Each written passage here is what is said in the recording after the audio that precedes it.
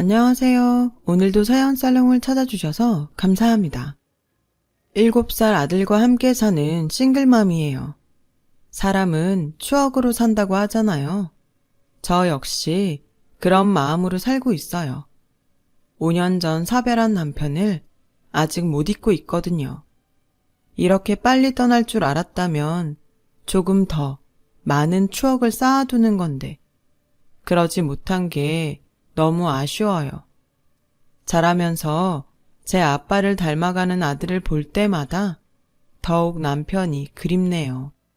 자신을 닮은 아들과 목욕탕도 가고 캐치볼도 하고 아이 재롱도 받더라면 얼마나 좋았을까요? 그런 생각을 하면 할수록 하늘이 원망스럽기만 합니다.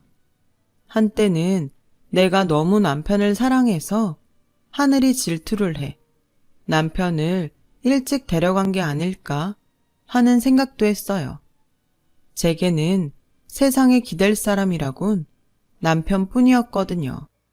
저는 남들 다 있는 친정도 없고 형제 하나 없는 천의 고아예요. 그런 제게 남편은 남편이자 부모고 형제고 유일한 가족이었어요. 그래서 더 애틋하고 잊기 힘든 것 같아요. 제가 남편과 만난 건 10년 전쯤이었어요.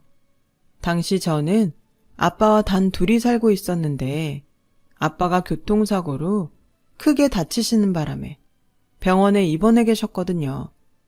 사고 당일 응급수술을 받으셨지만 의식이 돌아오지 않은 상태였어요.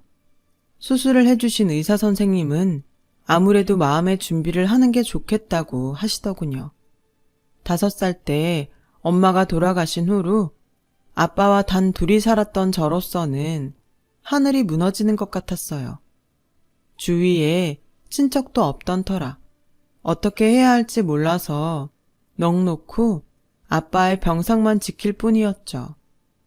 그런 제가 안쓰러웠는지 그 병원 간호사였던 남편은 제게 말도 걸어주고 보험 처리며 그 밖에 사소한 일 처리까지 옆에서 많이 도와주었어요.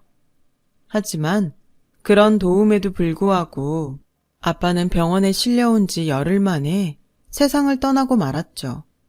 혼자 덩그러니 아빠 영정사진 앞에 앉아있을 때도 제 곁을 지켜준 건 남편뿐이었어요.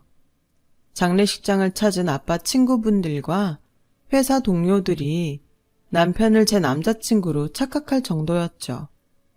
아빠가 돌아가시고 한동안 저는 거의 폐인처럼 지냈어요.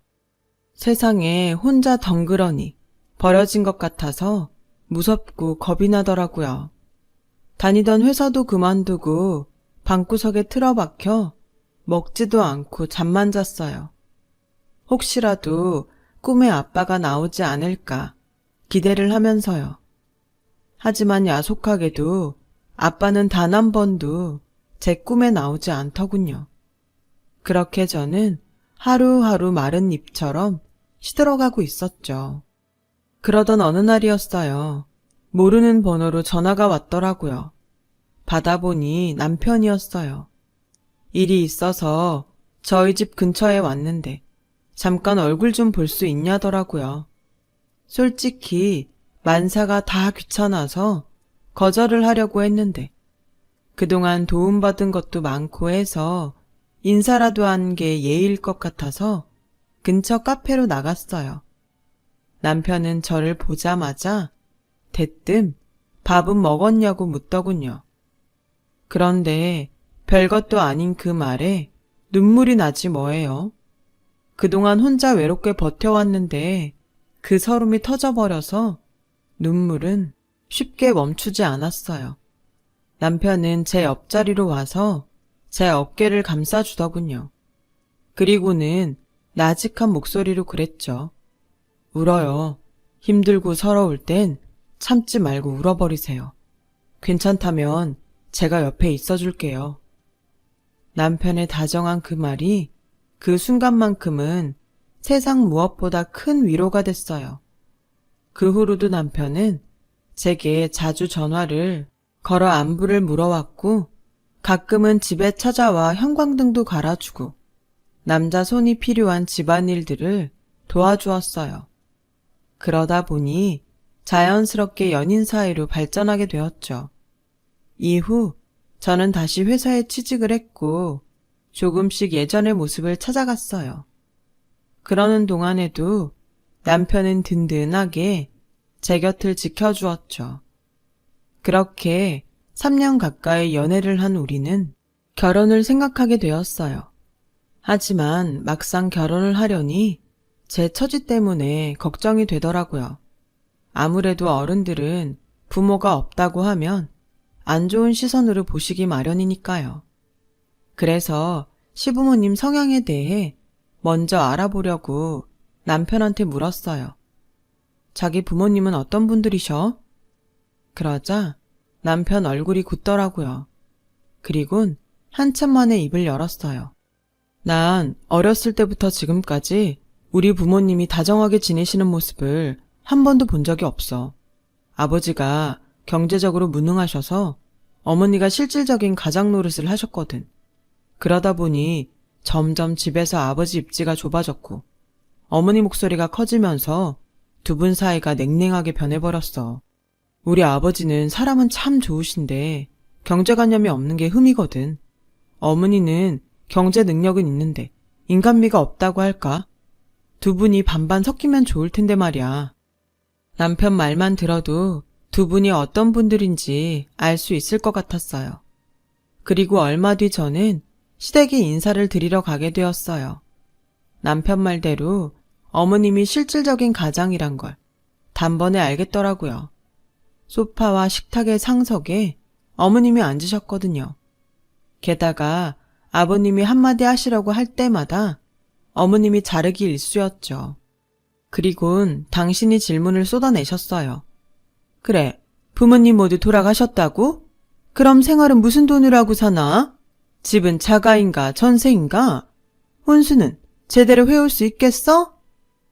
물론 결혼을 앞두고 당연히 궁금한 부분일 테지만 웃음기 없는 표정으로 죄인 추궁하듯 하시는 어머님 태도에 저는 주눅이 들어서 말이 쉽게 나오지 않더라고요. 그 모습을 보신 아버님은 일부러 화제를 돌려보려고 하셨지만 그럴 때마다 어머님이 아버님께 윽박을 지르셨어요. 며느리가 될 제 앞에서 말이죠. 아버님은 제 앞에서 아내한테 면박을 당하시면서도 꾹 참으시더군요. 당신보다는 어려운 자리에 앉아있는 저를 위해 스스로 총알바지가 되시라는 것 같아서 죄송하면서도 감사했어요. 가시방석 같은 첫인사를 마치고 돌아오는 내내 저는 한 걱정을 했어요. 남편은 어머님 말씀을 너무 가슴에 담아두지 말라고 위로를 해주었지만 어디 며느리 입장이 그런가요? 앞으로도 시어머니로 모셔야 할 뿐인데 그런 분 말씀을 흘릴 수는 없는 거죠. 결혼식을 올리는 날까지도 어머님은 저를 몇 번이나 울리셨어요. 사사건건 큰 며느리랑 비교를 하면서요. 그럴 때마다 저를 감싸준 건 남편과 아버님이셨죠. 아주버님은 어머님과 여러모로 닮은 분으로 제게 별 말은 안 했지만 표정만으로도 저를 달가워하지 않는다는 걸 알 수 있었어요. 그건 형님도 마찬가지였죠. 어머님은 결혼식 당일까지도 기어이 제 눈에서 눈물을 빼고야 말았어요. 식장 들어갈 때 손잡을 줄 친척 하나 없다는 게 말이 되니? 무슨 그런 콩가루 집안이 다 있어. 내가 이런 애를 며느리로 들여야 하니? 처음부터 왕래하는 일가 친척이 없다고 말씀드렸는데도 끝까지 이러시니 정말 서운하더라고요. 남편과 손을 잡고 동시 입장을 하는데 저 앞에서 저를 보시며 한숨을 푹푹 쉬는 시어머님 얼굴이 보이더군요. 마치 버진로드가 호랑이 입으로 가는 길처럼 보여서 한 발 한 발을 떼는데 그렇게 힘겨울 수가 없었어요. 눈물의 결혼식을 마친 우리 부부는 태국 끄라비로 신혼여행을 떠났어요. 남편 직업상 자리를 오래 비울 수가 없어서 동남아로 결정을 한 거였죠. 어차피 유럽이든 태국이든 남편과 함께라면 어디든 좋았던 저였기에 동남아 여행도 좋았어요. 그런데 신혼여행을 마치고 시댁에 인사를 드리러 갔더니 어머님이 그러시더군요. 선물 꼬라지 하고는 얘 동남아산 꿀을 누가 먹는다고 이런 걸 사왔니? 도로 가져가라. 어머님, 태국 꿀이 유명하대요. 이건 태국 왕실에 납품한 상품이라 시판되는 꿀이랑은 등급도 달라요. 한번 드셔보시고 입에 안 맞으시면. 그때였어요. 어머님이 제 말을 뚝 끊으시면서 손위 형님한테 그러더군요. 예, 큰애야. 지난번에 너희 친정에서 보내준 꿀이 어디 거였더라? 왜 수제꿀이라고 하지 않았니? 가격도 아주 비싸다고 그랬지?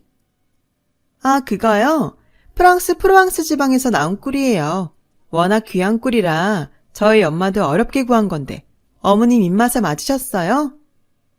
어머님과 형님은 작정하고 제 기를 죽일 작정으로 만담을 하듯 딱딱 입을 맞추더군요. 그 모습을 보다 못한 아버님은 제가 사온 꿀병을 들어보시곤 색깔도 좋고 맑은 게 분명 좋은 제품인 것 같다고 해주셨죠. 그러시면서 오느라 힘들었을 텐데 밥만 먹고 바로 가라고 하시더라고요. 그랬더니 어머님이 버럭 화를 내시며 제 음식 솜씨도 볼 겸 며칠 자고 가라 할 참인데 왜 멋대로 그런 소리를 하냐고 한 소리를 하셨어요. 그 일로 아버님과 어머님은 부부싸움을 하셨고 보다 못한 남편은 제 손을 끌고 시댁을 나왔어요. 돌아오자마자 이런 꼴을 보여서 미안해. 근데 앞으로도 자주 보게 될 거야.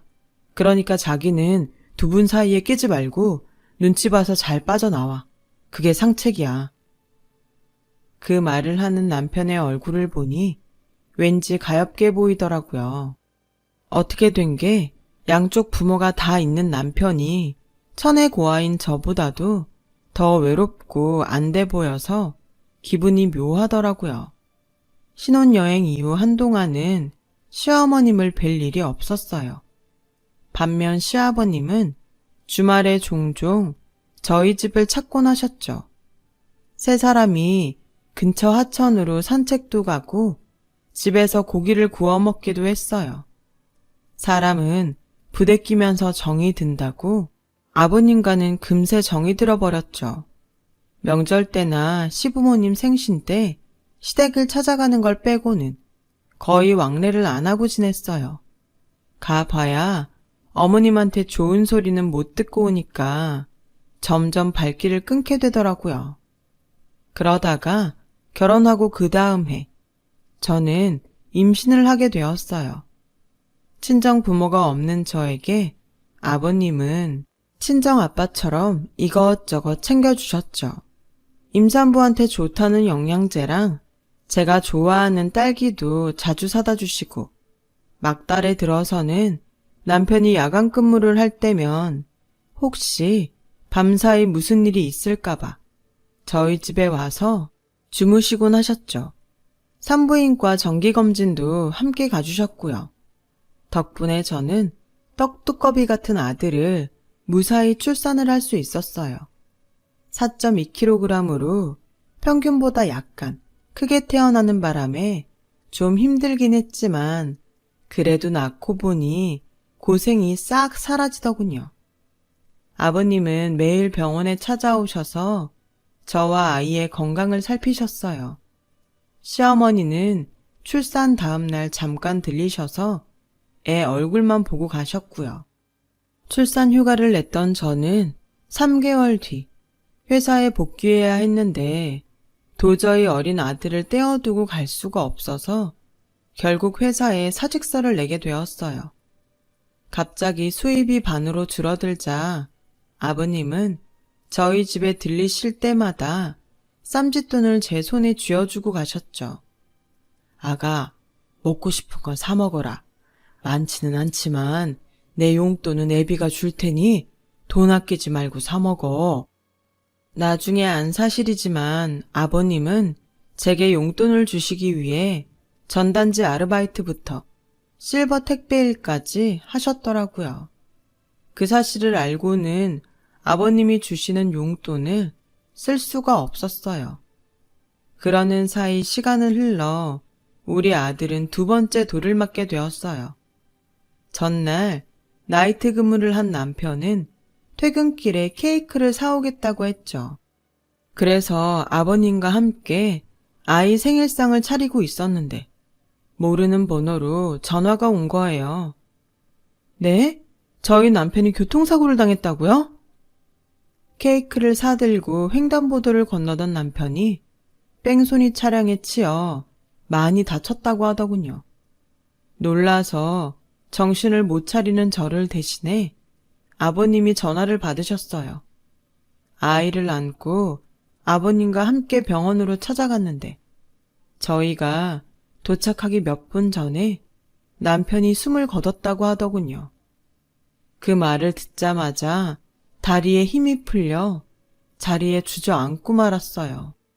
불과 2시간 전까지만 해도 이제 퇴근한다던 남편이 싸늘한 주검으로 돌아오자 눈앞이 캄캄하고 아무런 생각이 안 들더라고요.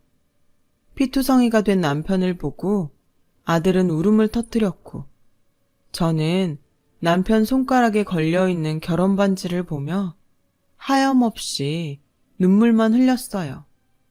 그렇게 결혼 3년 만에 저는 남편을 잃고 싱글맘이 되었어요. 장례식장에 앉아 남편의 영정사진 앞에서 넋을 놓고 있는데 시어머님이 달려오셨더라고요. 그리곤 저를 밀치더니 남편의 영정을 끌어안고는 대성통곡을 하셨어요. 한참을 짐승처럼 울부짖던 시어머니는 이게 전부 제 탓이라며 욕을 퍼붓기 시작하셨죠. 이년아, 네가 내 아들 잡아먹은 거다. 지 부모 잡아먹은 것도 모자라 생떼 같은 내 새끼까지 잡아먹은 거라고. 저 물귀신 같은 년 당장 끌어내. 급기야 어머님은 제 머리채까지 휘어잡으시며 저를 장례식장 밖으로 내쫓으셨어요. 남편을 잃은 것도 서러운 판에 시어머니한테 머리채까지 잡혀 장례식장에서 쫓겨나자 더는 이 집 사람들과 엮이고 싶지 않더라고요. 그래서 그날 이후 시댁과는 발을 끊고 연락도 피하고 살았죠. 그렇게 3년이 지난 어느 날이었어요. 아들이 다니는 어린이집 선생님이 제 일터로 전화를 하셨더라고요. 재민이 할아버님이 오셨는데 어머님이 좀 와보셔야겠어요. 전화를 끊은 저는 일터에 조퇴를 하고는 그 길로 어린이집으로 달려갔어요. 가보니 몰골이 엉망인 아버님이 저를 보시곤 반갑게 웃으시더군요. 딱 봐도 한동안 거리에서 생활하신 것처럼 얼굴이며 옷이며 엉망이었어요. 아버님, 몰골이 그게 뭐예요? 무슨 일 있으셨어요? 애미야, 나 너희 집에서 살면 안 되겠냐? 내가 갈 곳이 없구나. 비록 남편과 사별한 뒤 시댁과는 연을 끊고 살았지만 그래도 아버님과는 정이 많이 들었던 터라 매정하게 아버님 부탁을 뿌리칠 수가 없었어요. 그렇다고 남편도 없는 마당에 아버님을 모시고 사는 것도 좀 그랬죠. 그래서 일단은 집으로 모시고 가서 샤워도 시키고 점심을 차려드렸어요. 아버님은 며칠 굶은 사람처럼 허겁지겁 밥그릇을 비우시더군요. 그 모습을 보니 마음이 무거웠어요. 아버님, 도대체 무슨 일이에요? 혹시 집에 무슨 일 있는 거 아니죠? 그러자 아버님이 그러시더군요. 내가 이 나이에 이혼을 당했지 뭐냐.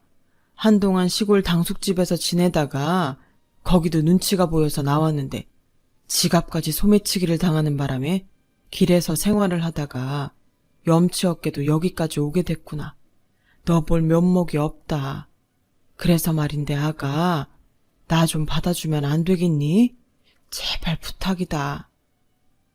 빠듯한 살림에 시아버님까지 모시고 살아야 하는 상황이 솔직히 버겁긴 했어요. 하지만 오죽하면 상처한 며느리 집에 찾아오셨을까 생각하니 더 생각하고 자시고 할 게 없더라고요. 그래서 그날부터 아버님을 모시고 살게 되었어요.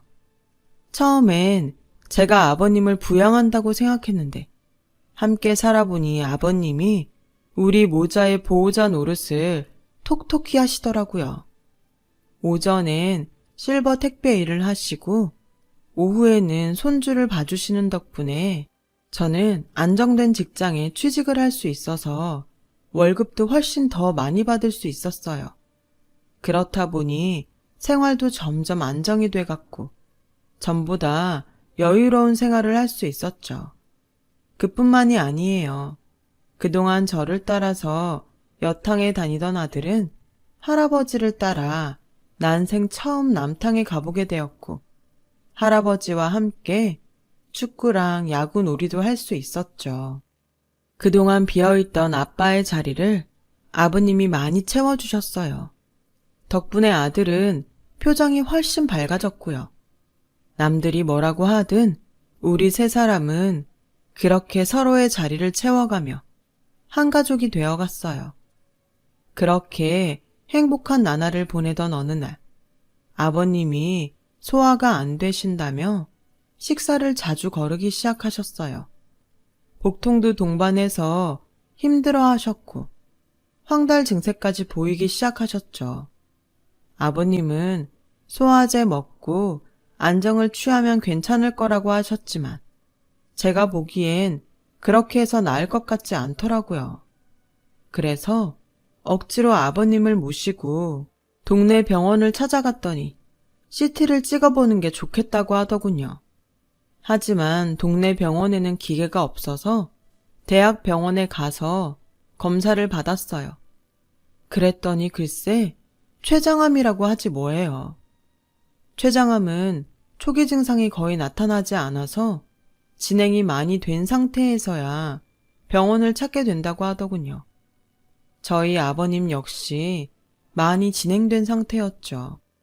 그럼 치료는 어떻게 해야 하나요? 수술이나 약물 치료 같은 거요.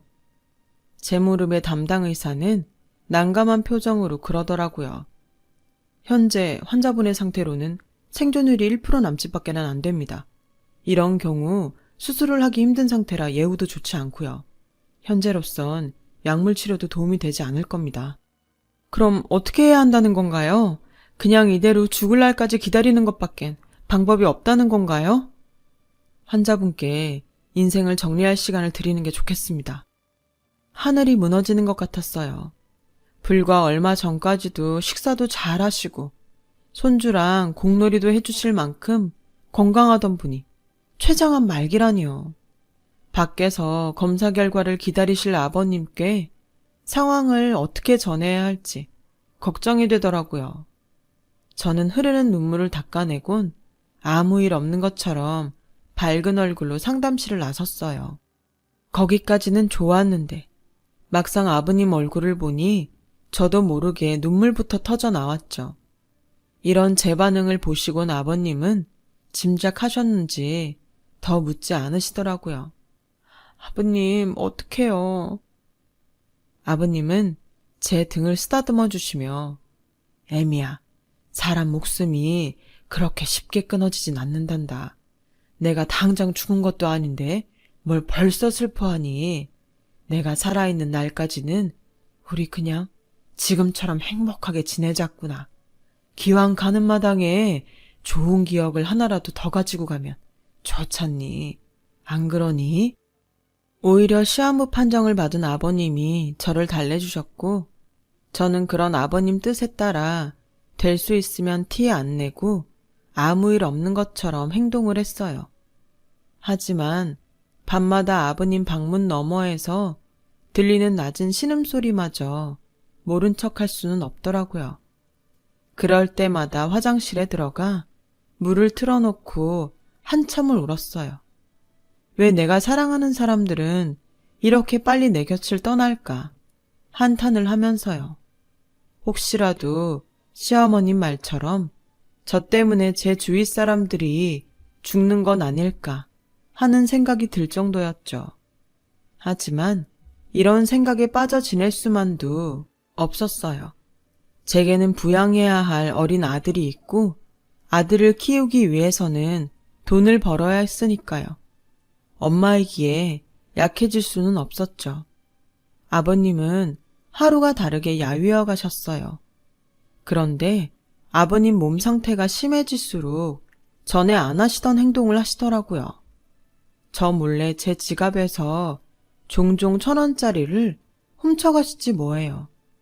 용돈이 필요하신가 해서 몰래 지갑에 돈을 넣어드리는데도 며칠도 안 돼 어김없이 지갑이 텅 비어있고 제 지갑에 손을 대시더라고요.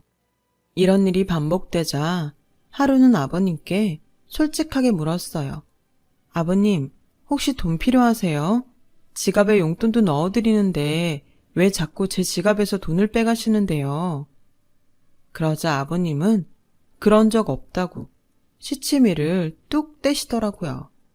그래서 혹시 치매라도 온 게 아닌가 걱정을 하기도 했는데 손주한테 수학 공부를 가르치실 때 보면 아주 멀쩡하시더라고요. 그렇게 반년 정도 시간이 흘렀고 드디어 그날이 오고야 말았어요. 아들을 어린이집에 보내고 저도 막 출근을 하려는데 아버님이 다급히 저를 부르시더군요. 그래서 아버님 방으로 가보니 아버님이 화난 표정으로 제게 그러시는 거예요. 아가, 오늘은 몸 상태가 아주 좋구나. 이따 저녁엔 오랜만에 고기나 좀 구워 먹자꾸나. 평소 음식을 잘 못 드시던 아버님이 그날따라 고기를 구워 먹자고 하시길래 좀 놀라긴 했지만 표정도 밝으시고 혈색도 좋으셔서 왠지 안심이 됐어요. 네, 아버님. 퇴근할 때 마트 들러서 한우 좋은 부위로 사올게요. 간만에 한우 파티예요. 그렇게 웃으면서 저는 출근을 했고 그게 아버님과의 마지막 대화였어요. 한우를 사들고 퇴근해 보니 아버님이 침대 위에 잠들어 계시더라고요. 하지만 아무리 흔들어 깨워도 일어나지 않으셨어요. 그렇게 아버님은 주무시다 조용히 세상을 떠나셨어요. 냉장고엔 아버님과 함께 구워 먹으려고 사둔 한우만 남아 있었죠. 아버님의 장례를 치르면서 몇 년 만에 시댁에 연락을 했는데 없는 번호라고 나오더라고요. 그래서 어머님과 아주버님 휴대폰으로 전화를 했지만 그 번호도 연결이 안 되더군요. 마지막으로 형님 휴대폰으로 전화를 했더니 형님이 대뜸 그러더군요. 나 이제 그 사람이랑 남남이야. 아주 그 집 식구들이라면 치가 떨려. 동서도 어지간하면 그 집이랑 연락 끊고 살아. 괜히 연락했다가 발목 잡히지 말고. 이게 내가 동서한테 해줄 수 있는 마지막 충고야. 알았어? 얘기를 들어보니 아주버님이 코인에 빠져서 회사 공금까지 횡령했다가 집안이 풍비박산 났다고 하더라고요. 처음엔 수익이 나서 시어머니까지 끌어들여 올인을 했는데 갑자기 폭락을 하는 바람에 하루 사이에 길바닥에 나앉게 되었다고요. 현재 어머님과 아주버님은 연락도 안 되는 상황이었죠. 하는 수 없이 저는 화장을 해서 남편이 있는 납골당에 아버님을 모셨어요. 제가 사랑했던 두 남자가 벽을 사이로 나란히 잠들게 되었죠. 아버님을 그렇게 보내고 얼마 뒤 아버님이 쓰시던 물건들을 정리하려고 아버님 방에 들어갔는데 서랍장 안에 하얀 편지 봉투가 들어있더라고요. 봉투 안에는 편지와 함께 로또 복권이 2장 들어있었어요. 그 편지를 읽고 나서야 저는 근래에 아버님이 뭘 하시느라 그렇게 돈을 쓰셨는지 알 수 있었어요. 아가, 내가 너한테 못할 짓을 하고 가는 것 같아서 미안하구나. 남편 먼저 보내고 이제야 기운 차린 너한테 내 뒤처리까지 맡기게 됐으니 말이다. 평생 무능한 남편으로 애비로 살았다. 죽는 마당에 너한테 남겨줄 보험금도 없구나. 미안하다. 복권이라도 당첨될까 해서 늙은이가 노망을 부려봤는데 헛수고더라. 그래도 마지막으로 수중에 있는 돈 털어 몇 장 남긴다. 혹시 모르잖니? 아무래도 한우는 못 먹고 갈 것 같구나. 재민이 데리고 꿋꿋하게 살아다오. 아버님이 남긴 복권 2장을 안고 한참을 울었어요. 불편한 몸으로 복권을 사러 아랫동네까지 몇 번이나 쉬면서 내려가셨을 걸 생각하니 가슴이 미어지더라고요. 그런데 기적 같은 일이 일어났지 뭐예요. 아버님이 남겨주신 복권 2장에는 총 10개의 번호가 적혀 있었는데 그중 2등이 2개, 3등이 하나 나왔지 뭐예요. 실수령 총액이 무려 1억 3천만 원이 넘더라고요. 은행에서 그 돈을 수령하는데 아버님 생각이 나서 그렇게 눈물이 나더라고요. 누가 보면 제가 로또 1등이라도 됐는 줄 알았을 거예요. 세상에 기댈 곳 없던 제게 나타나 따뜻한 사랑을 남겨준 2 남자를 저는 잊지 못할 거예요. 그래서 전 오늘도 2 남자와 함께했던 순간들을 기억하며 추억으로 살고 있답니다. 언젠가 우리 모두 함께 만날 그날을 기약하면서요. 지금까지 제 사연을 들어주셔서 감사합니다. 건강 잘 챙기시고 행복한 마음 가득 찬 하루하루 보내시길 바랍니다. 여러분, 사연 댓글에 응원과 현명한 조언 부탁드려요. 좋아요와 구독은 저에게 큰 힘이 됩니다. 오늘도 좋은 일 가득하세요.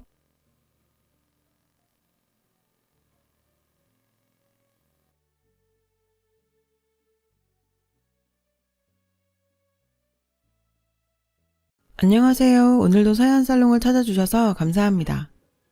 광명시에 사는 40대 주부예요. 살부치라고 하죠. 피로 연결된 가까운 사람. 보통은 부모와 자식을 두고 그리 말한다죠. 하지만 피 한 방울 섞이지 않아도 오랜 시간 살 부비고 살다 보면 살부치가 되는 모양이에요. 저랑 저희 시어머니처럼 말이죠. 저는 얼마 전까지 태권도 학원에서 태권도 사범으로 일하다가 현재는 전업주부로 살고 있어요. 원래 시부모님 내외 2분이 순천에서 농사를 짓고 사셨는데 2년 전 시아버님께서 돌아가신 후로 홀로 남으신 어머님을 저희 집으로 모셔와야 했거든요. 남편이 이남 1녀 중 둘째라서 솔직히 부모님 부양에 대해 크게 신경 쓰고 살진 않았어요. 근데 아주버님과 아가씨 모두 미국에 살고 있어서 저희가 모실 수밖에 없게 됐죠. 그 점에 대해서는 큰 불만은 없어요. 막말로 팔순 가까운 노인을 말도 안 통하는 미국으로 가시라 할 순 없잖아요. 둘째도 자식인데 자기 부모 모시는 걸 큰아들한테만 떠넘기는 것도 말이 안 되고요. 다만 연로하신 어머님 모시고 초등학교 3학년 아이까지 키우려니 도저히 일을 병행할 수 없어서 일 그만두고 전업주부로 나서게 된 건 타격이 좀 컸죠. 저희가 외벌이로는 생활이 힘들거든요. 사진을 전공한 남편은 7년 전 선배와 둘이 회사를 차렸어요. 투자금을 담당했던 선배는 대표, 몸으로 일당백노릇을 하는 남편은 이사직급을 달고 있죠. 말이 이사지 전 직원 다 해도 5도 안 되는 코딱지만한 회사에서 이사가 별건가요? 사진도 찍고 작가 관리도 하고 마케팅에 홍보까지 발이 부르트도록 뛰어다니는 게 이 사람 일인걸요. 남편네 회사는 사진작가들한테 이미지 컷을 사서 유저들한테 판매하는 일종의 중개업체예요. 왜 인터넷에서 보면 특정 주제나 화제에 관련된 사진들 나오잖아요. 그런 이미지를 모아파는 회사예요. 처음 창업을 하고 한 3년간은 수입이 거의 없다시피 해서 제 월급으로 살았었어요. 그래도 몇 년 전부터는 저작권 보장이 강화돼서 현재는 회사가 궤도에 오르는 시점이라고 하더라고요. 남편은 한 2, 3년만 참으면 자기 벌이가 좀 나아질 거라고 조금만 참자고 그래요. 7년째 똑같은 말을 듣고 있지만 그래도 어쩌겠어요. 속는 셈 치고 또 한 번 믿어보는 거죠. 그래서 넉넉지 않은 저희 살림 탓에 어머님을 모시고부터는 아주버님과 아가씨한테 매달 조금씩 보조를 받고 있어요. 생각 같아선 그 돈 안 받고 싶지만 목구멍이 포도청이라 그게 안 되네요. 상황이 그렇다 보니 형제들 앞에서 떳떳하지 못한 것도 사실이에요. 자식이 내 부모 모시고 살면서 형제들한테 돈 맞는다는 게 당당한 일은 못 되니까요. 괜히 어머님 뵙기도 그렇고요. 꼭 돈 때문에 모시고 사는 것 같아서요. 사실 어머님이랑 사는 게 처음은 아니에요. 결혼하고 몇 년간은 남편 벌이가 안 돼서 시부모님 댁에 얹혀 살았었거든요. 산후조리도 시어머님께서 해주셨고요. 그땐 시골살이에다 시아버님도 살아계셔서 엄청 정신 없었죠. 모든 게 서툴렀던 절 데리고 사시느라 어머님이 고생이 많으셨어요. 그때 같이 산 적이 있어서 그런가 어머님하고는 정이 있어요. 어머님께서 자식들 뜻에 따라 선뜻 놀러와 주신 것도 그때 경험이 있어서 덜 어색해 그런 걸 수도 있고요. 본인 손으로 똥기저귀 갈아 키운 손주도 그리우셨을 테고요. 저희 애는 어머님이 오신 후로 아주 살판 났어요. 요놈이 아주 제 눈치를 슬슬 보면서 할머니 찬스를 톡톡히 누리더라고요. 안 그래도 공부라면 질색을 하는 녀석인데 할머니 백 믿고 요새는 아예 책에 손도 안 대요.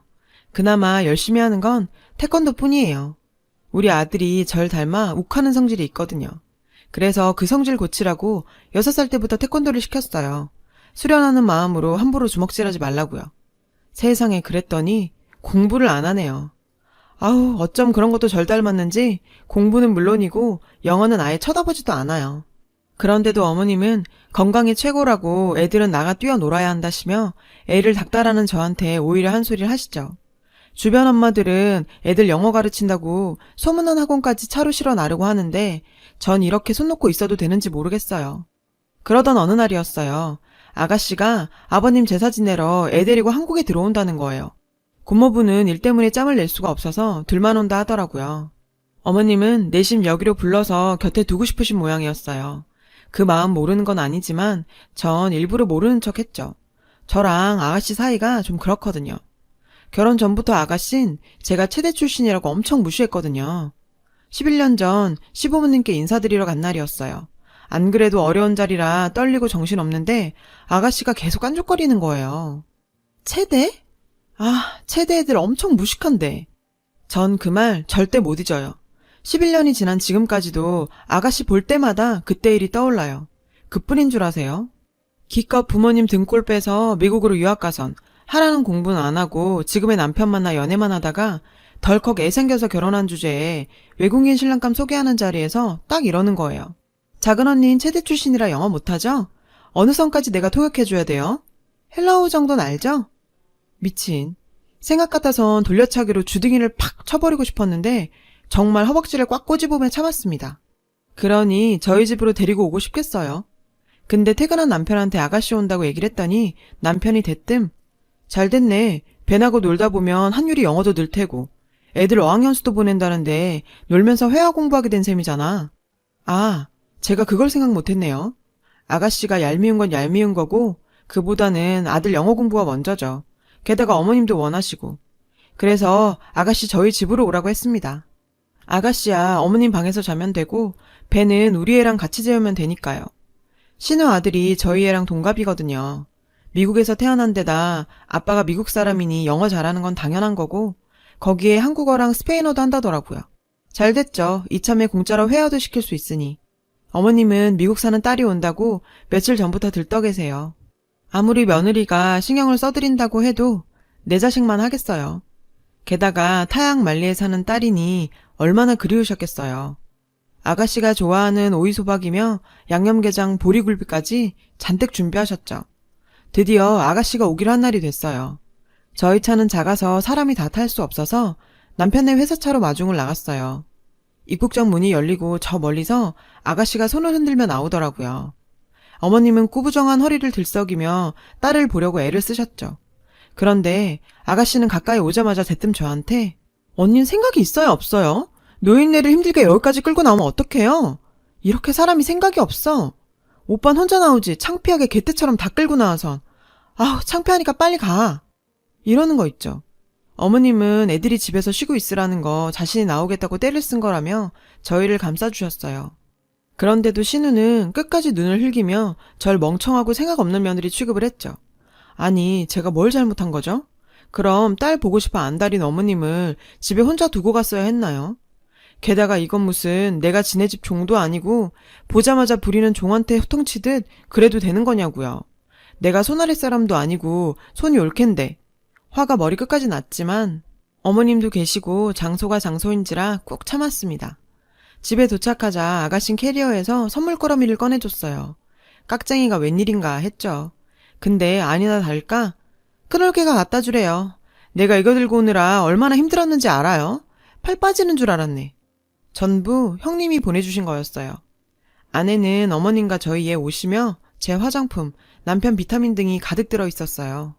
예상대로 아가씨는 빈손으로 온 거였어요. 아들내미 공짜로 영어 공부시키려고 꼴 보기 싫은 아가씨까지 불러들였는데 어떻게 된 게 집에 붙어있질 않는 거예요. 배는 지 엄마가 겉옷만 입으면 쪼로록 따라 나가더라고요. 집에서 한율이랑 놀라고 해도 들은 척도 않고요. 제 계획은 완전 대실패였죠.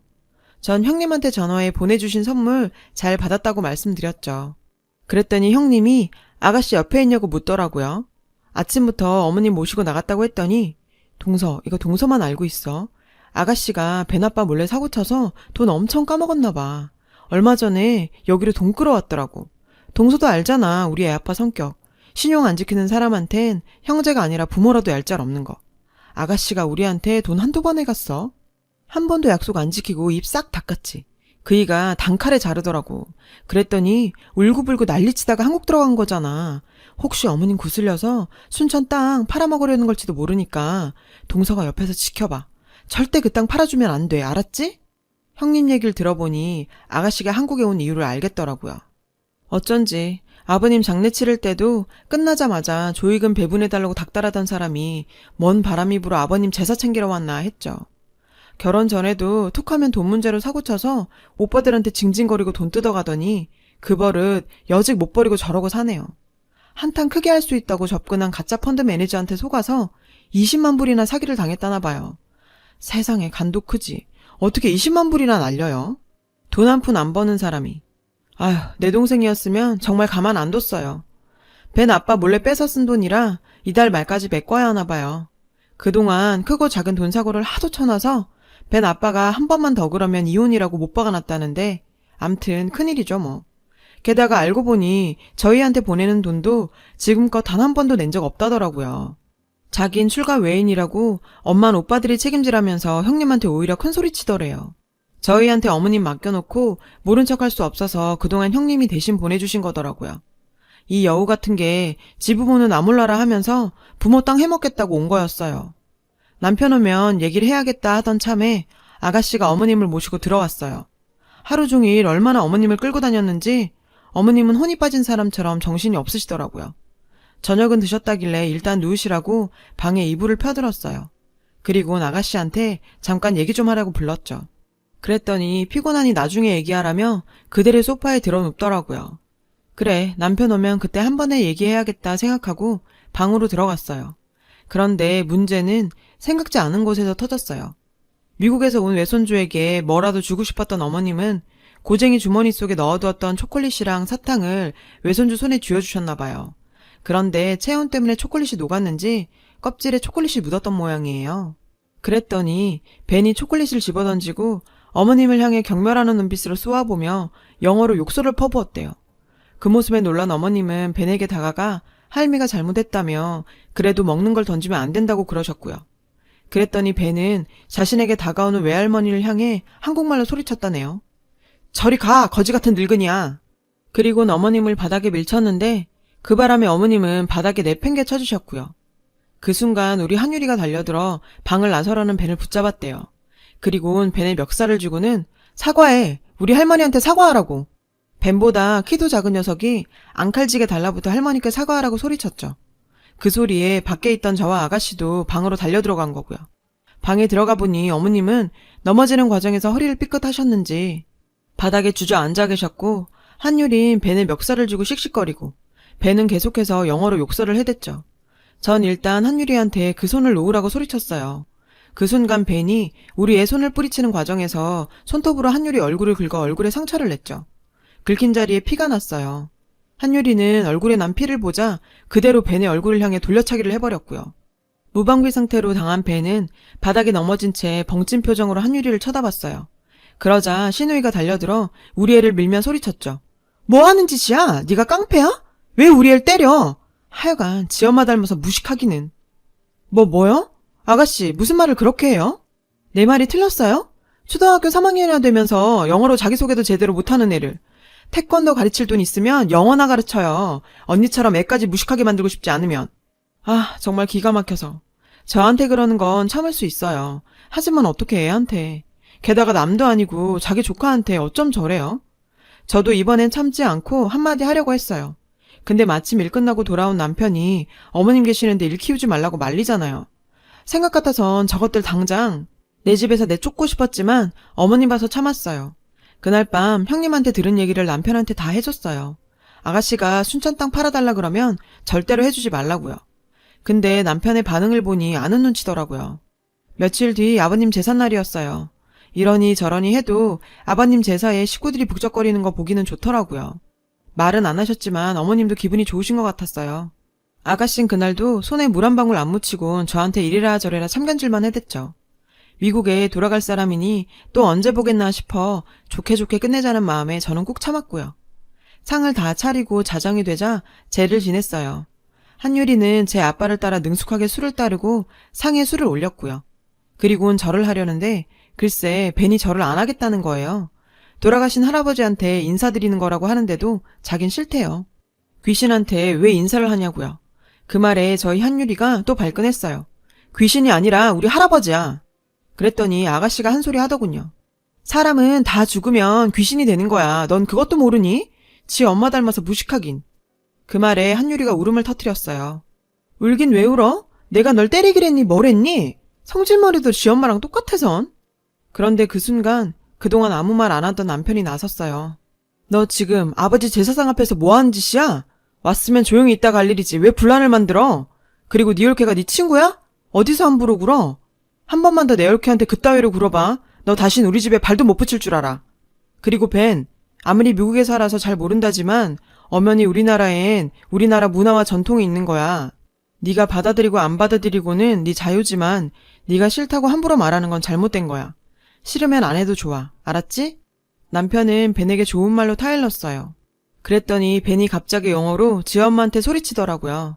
사실 전 못 알아들었는데 남편은 알아들었는지 얼굴이 불그락거렸죠. 나중에 남편한테 물으니 벤이 그랬다더군요. 자기 엄마가 돈 날려서 나까지 이런 데서 병땡 같은 사람들한테 창피당하게 했다고. 자기한테 사과하라고요. 아가씨는 벤 앞에서 쩔쩔매며 영어로 뭐라고 말했어요. 그랬더니 벤이 아가씨를 발로 툭툭 차는 거예요. 순간 어머님께서 소리치셨어요. 네 이놈! 어디서 배워먹지 못한 짓이야? 어떻게 자식이 부모를 때려? 회초리 어디냐? 이런 되먹지 못한 놈은 매로 다스려야 해. 어머님이 회초리를 드시려니까 아가씨가 달려들어 말렸어요. 엄마, 뭐 하는 짓이야? 이건 아동학대야. 미국에서 이러면 잡혀간다고. 왜 이 집 식구들은 하나같이 무식하게 굴어? 오냐, 잡아갈 테면 잡아가라 그래. 버르장머리 없는 저런 놈을 손주라고 끼고 사느니 차라리 그게 낫겠다. 네 이놈, 당장 이리 안 와? 정말 무식하게 이러지 마. 벤이 오늘 일 지 아빠한테 말 안 할 것 같아? 그럼 내 체면은 뭐가 돼? 엄만 생각이 있어 없어? 어머 아가씨, 어머님 앞에서 무슨 말을 그렇게 해요? 무식하다뇨. 그럼 아가씨랑 벤은 유식해서 그래요? 저요, 어머님 봐서 계속 참아왔는데 더는 못 참겠어요. 우리 한유리가 보고 배울까봐 걱정돼서 할 말은 해야겠네요. 아가씨, 여기 온 뒤로 툭하면 무식하다 어쩐다 그랬죠? 근데요, 제가 보기엔 아가씨가 더 무식해요. 아무리 자식 교육에 대해 몰라도 그렇지 어떻게 자식을 그렇게 키워요? 문화가 달라 못 보고 자랐다지만 미국 사람이라고 다 저러지 않아요. 제가 아는 미국 사람들은 오히려 더 깍듯하고 예의 바르던걸요. 근데 벤을 보세요. 어른 공경할 줄도 모르고 다른 문화를 인정할 줄도 몰라요. 게다가 지부모한테 발길질까지. 이게 말이 돼요? 저요, 살다 벤처럼 저런 애는 본 적도 없어요. 그게 누구 잘못이겠어요? 공부도 좋지만 애 저렇게 키우다간 나중에 아가씨 벤한테 맞고 살 게 뻔해요. 지금도 저러는데 앞으로는 더 안 그러겠어요? 뭐래, 누가 누구른 게야? 올케가 뭘 한다고 그래? 오빠가 언니 편 좀 들어주니까 기세등등한가 보네. 하여간 이래서 무식한 것들하고는 상종하지 말라는 거야. 똥이 무서워서 피해? 더러워서 피하지. 아 됐고, 엄마 나 그 땅 빨리 팔아줘. 나 이 집에서 잠시도 있고 싶지 않으니까. 세상에, 어머님이 결국엔 그 땅을 팔아주시기로 한 모양이에요. 근데 내가 왜 그 땅을 팔아? 네가 뭐 이쁘다고 땅을 팔아줘? 네가 네 아버지 제사를 지내냐 아니면 네 늙은 애미를 데리고 사냐? 땅을 줄 거면 이날 이때까지 묵묵히 제할돌이 다 하고 사는 애미를 줘야지. 네가 뭐라고 땅을 줘? 엄마, 어떻게 나한테 이래? 엄마가 손주 보고 싶대서 없는 돈 쪼개서 벤까지 데려왔는데 이제 와서 이러면 난 어쩌냐고. 손주? 누가 내 손주냐? 지 할미를 거짓 취급하는 손주? 나 그런 거 필요 없다. 할미 준다고 지 코 묻은 돈 아껴서 사탕이고 초콜릿이고 다 사다 나르는 우리 똥강아지 유리가 있는데 미쳤냐? 저런 놈을 손주로 삼게. 데려가라. 너도 다시는 나 찾지 말고 네 집으로 가. 이 노인네가 노망이 들었나? 나 그냥 못 가. 당장 내놔. 엄마가 지금 이때까지 나한테 해준 게 뭐 있어? 나 유학 갈 때만 해도 그래. 다른 집 엄마들은 직접 미국까지 따라와서 집도 구해주고 차도 사주는데 엄마 나한테 그래 봤어? 촌사람 아니랄까봐 비행기표 사줘도 미국까지 오지도 못해서 나 산후조리도 제대로 못했어. 그랬으면 미안해서라도 그 땅 놔줘야 되는 거 아냐? 늙은이가 욕심만 많아가지고 죽을 때 싸매고 할 셈이야? 나 이제 엄마랑 안 보고 살아도 좋으니까 그 땅은 내놔. 나 달라고. 그 순간 저도 모르게 제 발이 나가버렸어요. 아가씨 얼굴로요. 정신을 차리니 아가씨 비명소리가 들렸어요. 순간 집안에는 정적이 감돌았죠. 남편도 어머님도 한유리도 제가 태권도 사범인 건 알지만 직접 눈앞에서 제 주특기인 돌려차기를 본 건 처음이거든요.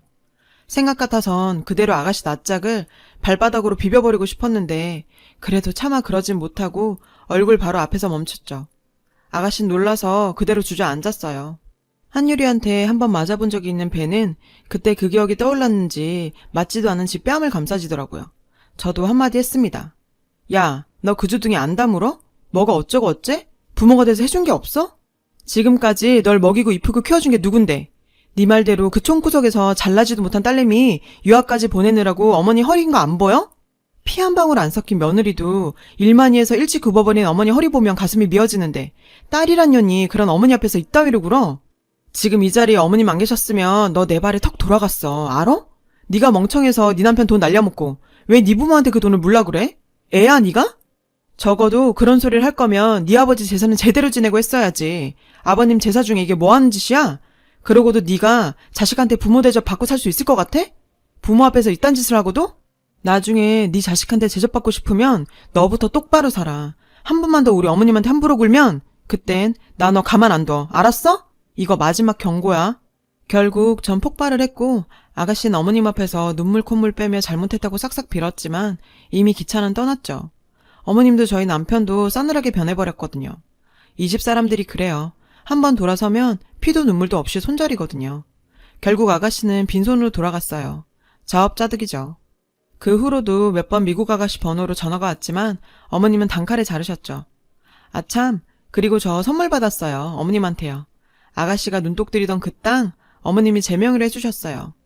아가씨 손에 이끌려 부동산 가서 시세를 알아보셨을 때 부동산에서 그랬대요. 이 땅 옆으로 도로가 생길 예정이라 몇 년 묵혀두면 값이 5배 이상 오른다고 팔지 말라고요. 그래서 안 팔고 땅 명의만 제 이름으로 바꿔주셨어요. 물론 아주버님이랑 형님도 찬성하셨고요. 이러려고 어머님 모신 거 아닌데 결과적으론 상 받은 거죠.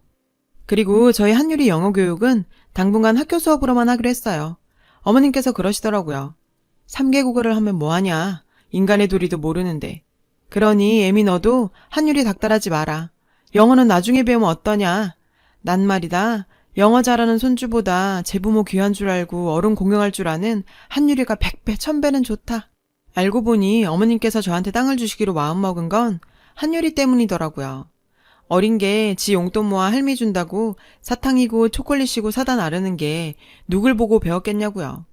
자식 잘 키운 며느리한테 상 준다 셈치고 땅 줘야겠다 생각하셨대요. 늘 공부 못한다고 타박만 했는데 지금에 와서 보니 내 새끼가 최고입니다. 옆에서 새근새근 잠든 유리를 보니 그냥 마음이 든든해져선 이래서 자식을 낳나 새삼스레 그런 생각이 드는 밤입니다. 제 얘기를 들어주셔서 감사합니다. 여러분 사연 댓글에 응원과 현명한 조언 부탁드려요. 좋아요와 구독은 저에게 큰 힘이 됩니다. 오늘도 좋은 일 가득하세요.